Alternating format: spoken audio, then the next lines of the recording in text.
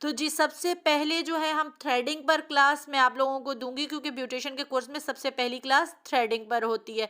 तो जी सबसे पहले जो है, थ्रेडिंग क्या चीज़ है? थ्रेडिंग एक ऐसा अमल है जिससे चेहरे, टांगों और के गैर ज़रूरी बाल साफ़ किए जाते हैं। ये एक आर्ज़री और टेम्परेरी तरीका होता है थ्रेडिंग, जिससे हम लोग बाल साफ़ करते हैं। आईब्रोज़ इससे के बाल इससे साफ़ किए जाते हैं, अपर लिप के बाल साफ़ किए जाते हैं। और थ्रेडिंग करने के कोई भी नुकसानात नहीं हैं कि आप लोगों को लगे कि हम थ्रेडिंग कर रहे हैं तो हमारा फेस ख़राब हो जाएगा। ये हो गई थ्रेडिंग की डेफिनेशन कि थ्रेडिंग होती क्या चीज़ है। उसके बाद नेक्स्ट पॉइंट जो आता है कि थ्रेडिंग कितने तरीकों से की जाती है या थ्रेडिंग कितने एग्जाम्स होती हैं। तो उसकी दो किस्में होती हैं, एक टेम्परेरी है और दूसरी जो है परमानेंट है। ठीक हो गया, यहाँ तक आपको पॉइंट्स उम्मीद करती हूँ बहुत ही क्लियर समझ आ जाएंगे। थ्रेडिंग जिस्म के किन हिस्सों पर की जाती है? मुकम्मल फेस पर थ्रेडिंग की जाती है, उसके बाद आईब्रोज पर थ्रेडिंग की जाती है, आईब्रोज बनाए जाते हैं, अपर लिप की जाती है, चिन एरिया किया जाता है। ये एरिया जो होता है वो थ्रेड किया जाता है। उसके बाद आईब्रोज की कितनी इकसाम्स हैं, आईब्रोज की कितनी शेप्स हैं? वैसे तो बहुत सारी आईब्रोज की शेप्स हैं, लेकिन जो थ्री मेजर शेप्स हैं वो मैं आप लोगों के साथ डिस्कस कर रही हूँ।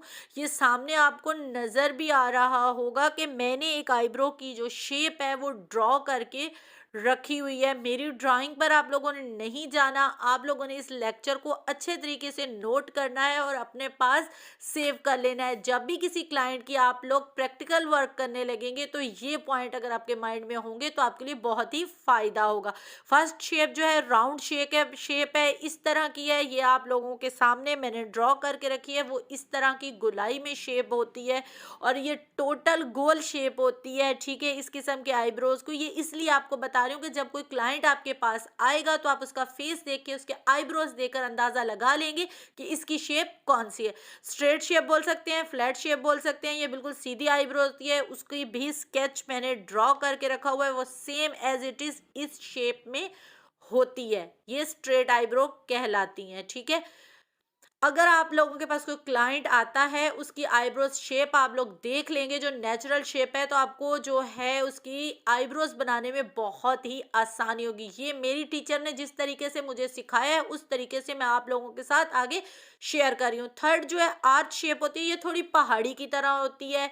इसकी जो कोना होता है, जो आर्च होता है ऊपर की तरफ उठा हुआ होता है और ये सारे लोगों का नहीं होता, ये कुछ बहुत कम लोगों का होता है। सब लोगों की ये शेप नहीं होती। और अगर कोई आपके पास आकर डिमांड करता है आर्च शेप की तो पहले आप उसके आईब्रोज देख लेंगे। अगर वो इस तरीके के हैं कि उन्हें आर्च शेप में कन्वर्ट किया जाए तब ही आप आर्च में कन्वर्ट कीजिएगा, अदरवाइज जो उसकी एक्चुअल शेप है उसी शेप को ही रहने दीजिएगा। आर्च शेप में कन्वर्ट करने के लिए बालों का जो आईब्रोज है उनका थिक होना बहुत ज़रूरी होता है।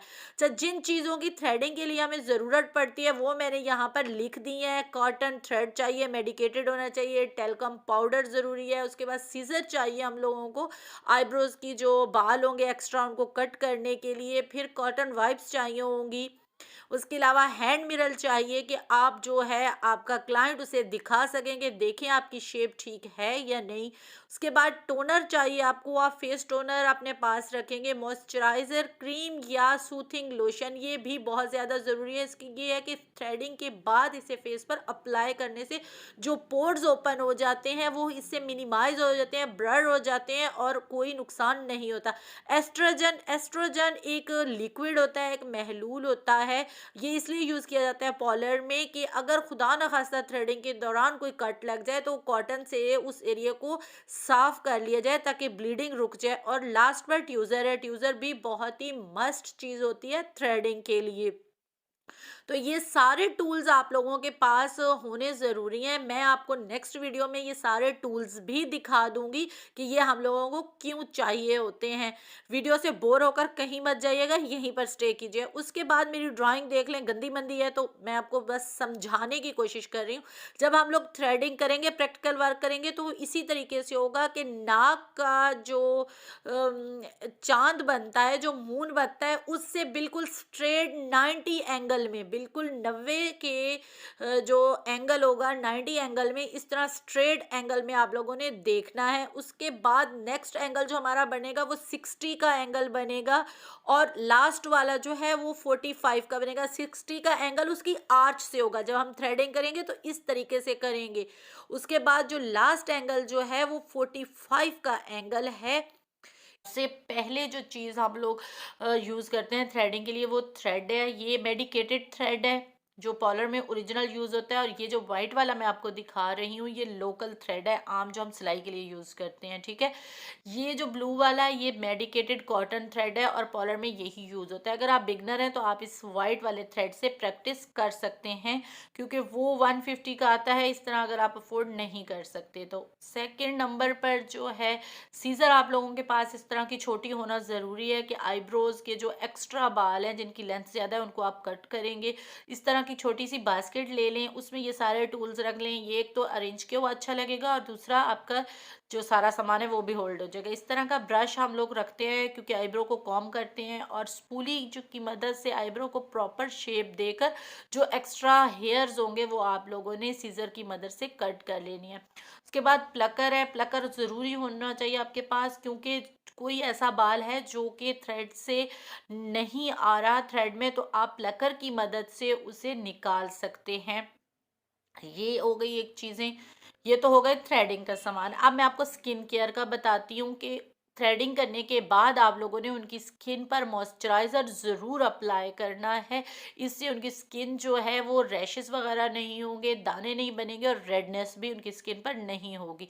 मॉइस्चराइज़र नहीं है, सूथिंग लोशन अप्लाई कर लें। सूथिंग लोशन भी आपके पास नहीं है तो रोज़ वाटर इस तरह रख लें, ये ऑल स्किन टाइप के लिए आपका हो जाएगा। और अगर वो भी नहीं रखना चाहते तो इस तरह का एलोवेरा का जेल रख लें, ये ऑल सीज़न के लिए और ऑल स्किन टाइप के लिए। ये आप उनकी फेस पर अप्लाई कर दें आफ्टर थ्रेडिंग। उसके अलावा आप लोगों ने इस तरह के वाइप्स रखने हैं, टिश्यू रखने हैं अपने पास, ताकि उन्होंने अगर कोई आईब्रो पर पेंसिल वगैरह लगाई हुई है, कोई मेकअप किया हुआ है, तो इससे आप उनका साफ़ कर लें और उसके बाद जो है उनकी आईब्रोज़ को नीट करना स्टार्ट करें।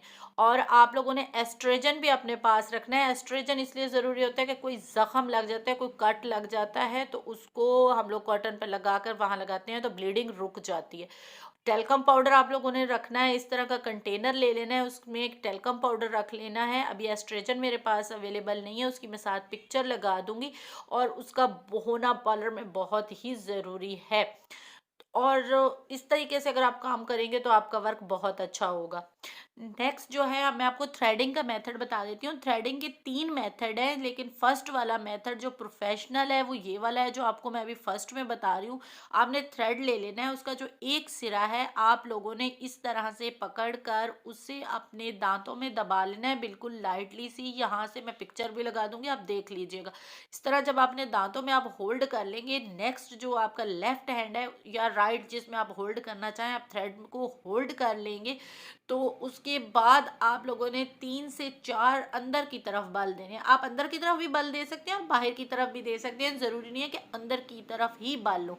इस तरह से 4 बल देने के बाद आप लोगों ने जो थ्रेड है उसको होल्ड कर लिया है, और जो आपका थंब है उससे जब आप थ्रेड को नीचे की तरफ पुश करेंगे तो वो इस तरह से वर्क करेगा। ये जो कैंची बन गई और इसी कैंची के अंदर हेयर आएंगे। मैं एक दफ़ा दोबारा करके आपको दिखा रही हूँ कि अगर आपसे स्किप हो गया है वो वाला पार्ट, तो आप इस तरह से देखकर उसको होल्ड कर सकते हैं। अगर आप लोगों को समझ आ गई है और आप लोगों को मेरी वीडियो पसंद आई है तो इसे दोस्तों के साथ ज़रूर शेयर कीजिएगा। नेक्स्ट मेथड बता रही हूँ, ये अगर आप अपनी खुद की थ्रेडिंग करना चाहते हैं तो ये बेस्ट मेथड है, इससे हाथ पर कट नहीं लगते। आप लोगों ने काफ़ी सारा जो थ्रेड है वो अपनी जो शहादत की उंगली है उस पर लपेट लेना है। एक तो ये तरीका है, और इसी तरीके से आप लोगों ने अंगूठे पर भी लपेट लेना है और एक कैंची सी बना लेनी है और अपनी थ्रेडिंग कर लेनी है। इससे कट जो होता है, हाथों पर कट लगने के बहुत ही कम चांसेस होते हैं। नेक्स्ट मेथड में मैं आप लोगों को बताऊंगी कि नेक्स्ट इसके अलावा मेथड कौन सा है। ये भी उसी तरीके से वर्क करेगा, इससे भी बाल निकलते हैं और ये बहुत ही सेफ तरीका है। नेक्स्ट मेथड इस तरह है कि आप लोगों ने धागा तोड़ लेना है और 2 सिरों को ना आपने ऊपर उनके ऊपर गिरा लगा देनी है, और इस तरह का जैसे एक माला सी बना लेनी है।